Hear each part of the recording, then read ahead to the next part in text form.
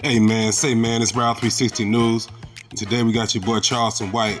He firing back at DL Hughley and Vlad TV over a clip that's circulating on the internet where DL Hughley is basically going in on Charleston White, calling him monstrous for the comments he made against children and babies and women, and I ain't gonna even repeat it on here, but basically DL Hughley condemned him, and anybody who's supporting him, anybody who's not going against him is basically a part of the problem.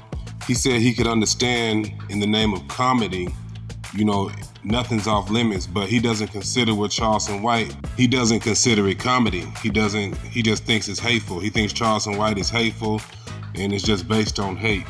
So Charleston White responded to all of this and basically said, don't be mad at me. I am just a comedian. This is comedy. I do satire. I'm a shock jock. He said this before, comparing himself to Howard Stern. He switched from that energy to explaining to DL Hughley how he was his least favorite king of comedy during the whole Kings of Comedy tour. He also went on DL Hughley for having a baby outside of his marriage and said, you can't compare what I'm doing to what you're doing. I never had a baby outside of my marriage. I never abandoned my children. All of my children are with me. While you worried about what I'm saying about Asian babies, you need to worry about the baby you had outside of your marriage and what actually happened to that baby. While Vlad was interviewing DL Hughley, he brought up the fact that Charleston White is no longer allowed on his show because of things he said on the internet and about people who he's cool with. And of course, Charleston White had a reply. So in his rant against DL Hughley, he brought Vlad into it.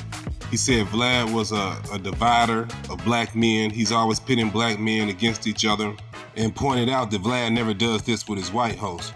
Charleston White also talked about the reason for his style of harsh comedy.